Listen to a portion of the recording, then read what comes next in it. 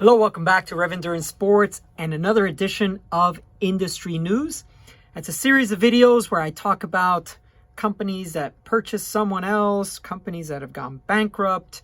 The major players typically are moving around all the time. So if you like that kind of material, if you think that might be interesting to you, consider subscribing. Okay, so let's talk about the topic of today. Shimano, who has owned Pearl Izumi since 2008, has now sold off, or maybe this United Sports Brands, USB for the rest of this video, maybe they went in and purchased them. Don't know how that went, but either Shimano wanted to get rid of them or USB wanted them more than Shimano. Anyway, the point is Pearl Izumi, who has gone through some rebranding, and if you've been following my channel, you'll see I've been buying some of their stuff and reviewing it on this channel, and the reason is they've really stepped up the quality of their stuff. For example, their bib shorts, they had this Pro and Pro Air, and the materials, the chamois, and now just recently with the Levitate chamois. I mean, these shorts, I'll put them head to head with anything else. And Pearl Izumi to me has always been that really great value brand that if someone may not want to spend $300 plus on a set of bibs, I can probably get them into a 200 something bib from Pearl Izumi, and it's just as good or sometimes better. So this repositioning of the brand, I think it goes back to 2019. This is at least what the CEO of Pearl Izumi says. Jeff Schaefer, I think is his name. But their shoes, they partnered up with a pretty high-tech carbon fiber company to get their shoes super, super light. So they've got this Pro Air type of shoe, like their top end lace-up shoe, and it's super light. It's ridiculous. And then their version 5 shoe. So I've got videos of all that stuff, and you could search for them, or I'll probably link them below. As I mentioned, the Levitate short, or the Levitate chamois in the new bibs. And then just recently, as of this morning actually, I was wearing their Attack long sleeve jersey. Really thin, a summer weight. I should do a review on that jersey, but I did a short on that. So, it's a great jersey to protect your skin from harmful UV rays. It's that thin that you could wear it in, 60, 70 degree weather, in my opinion. Anyway, so lots of bolder prints, higher tech being used in, like, let's say their carbon fiber soles to get the shoes really light. Just a lot of stuff going on that has, in my opinion, elevated that brand. And it's great to see. But now as a retailer, and the fact that they were under the Shimano umbrella, I'm a little bit worried about what's going to happen. They're saying nothing's going to change for the time being or immediately. And, it's a very nice distribution that they have going on with Shimano.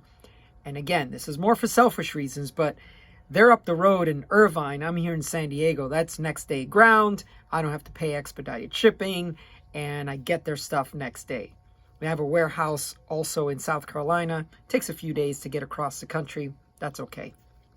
But the fact that they're under the Shimano umbrella, this is nice for me, because as I'm trying to hit certain thresholds, either for pricing or for shipping, I have Laser in that umbrella. I have Pro, which is the European type of accessory brand. So handlebars, stems, and saddles, and things like that. Components, I should say, not accessories. And Pearl for clothing, and then of course Shimano for drivetrain, wheels, and all that stuff. So it's nice to have all those things that I can put into a preseason order or a shopping cart for a ad hoc type of order and maybe hit free shipping or something, right? So losing a clothing brand to another company, how is that distribution going to work? Of course, that was my selfish reasons as a retailer, but what about for the consumer? How can I provide better customer experience to a consumer now? They are partnering up with brands like Nathan, and full disclosure, back in early 2000, well, it was like 2008, 2009 timeframe, Nathan did provide a lot of product to me, and they also let me do a lot of beta testing on like hydration packs and things like that. And actually, when I did Trans Iowa in 2009, which is a 320 mile completely unsupported gravel race, I used one of their Nathan vest and hydration pack, and the bike valve leaked. Not their fault, of course, but yeah, I had to keep it in my mouth the whole time, and it's 30 hours riding gravel, no sleeping, and my mouth was just, I had sores from the, because I had concentrated fuel in the, I think it was 100 ounce, yeah, I think it was 100 ounce hydration pack, and it was a concentrated fuel source, and because it was concentrated and it was leaking all over, then I had to keep the bike valve in my mouth the whole time. So there's always something, right? So they're going to be partnered up with brands I've never even heard of. Shock Doctor, what's this other one? McDavid and Cutters. I've never heard of any of these brands. So I'm hoping that Pearl made the right choice to go to this, because they're forming like a new outdoor division for them. If any of you have used any of these products, please make a comment below, because I don't know these brands at all. McDavid, Cutters, Shock Doctor, Glucose, I guess Glucose Energy, so GLUKOS, products I've never used.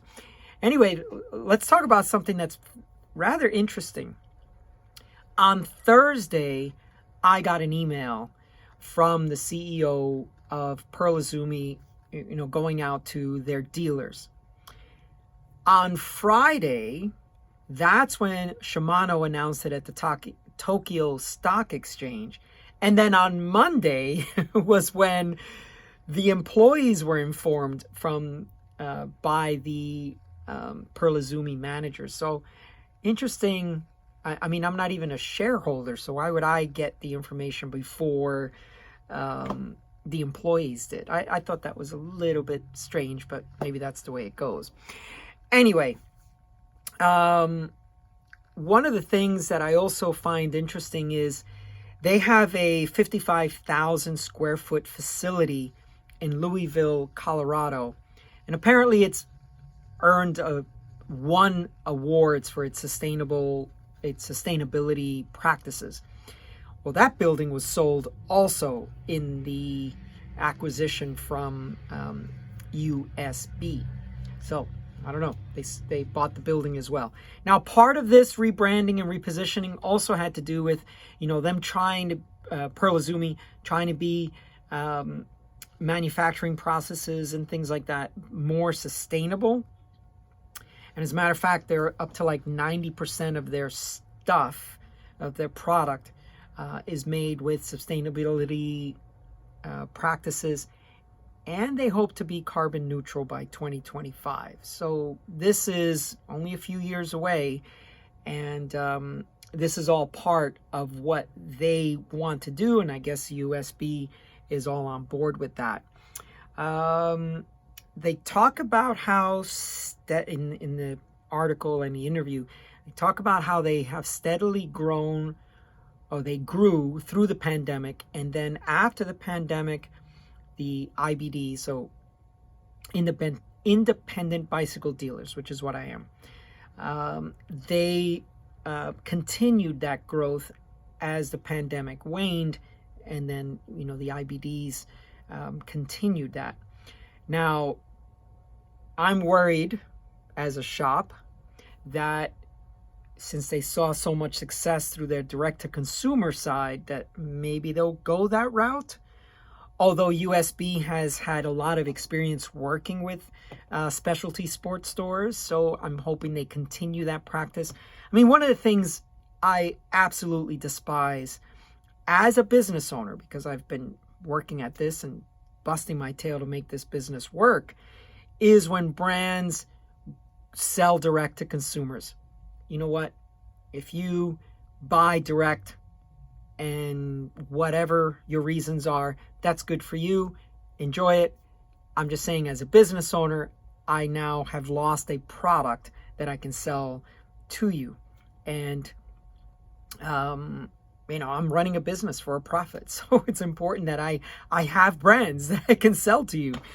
Anyway, so that's one of the fears I also have, that maybe this direct sales side that was so profitable for them during the pandemic, and nobody was out going shopping because everyone was at home and shopping online. So I get why those numbers would reflect very positively during that time frame. So they don't actually mention the timing at which point Pearl Izumi is going to leave the Pearl Izumi, the Shimano umbrella. And I know that they're very integrated at this point. So I'm just wondering when they're going to move, and then how difficult are they going to make it for the dealers that already carried Pearl to sign up again and open new accounts and new B2B. And the reason I'm so skeptical about this, we're not going to change anything immediately, is because this is what just recently happened with SQ Lab saddles, or SQ Lab as a company. They sell more than saddles. But SQ Lab was purchased by another company, Boards and More, and they had told their distributor, oh, don't worry, everything's just going to stay the way it is for the foreseeable future. We need to stand up our North American distribution center, so don't worry, you guys are still the people that will distribute our stuff until we do. Well, that didn't happen. I mean, within days, the distributor was shut down. I have not been able to purchase SQ Lab saddles for my customer base for months. And this is a very important product in my product mix, because I use it for bike fitting. I use it to solve all kinds of issues, ergonomic issues, because they make handlebars, bar tape, saddles, foot insoles for your shoes. They make all kinds of stuff that I use in my practice. So yeah, it's been months. And just last week, I got the new account forms and had to jump through hoops, 10, 15 page applications, and send this and send. It's just, it's a nightmare.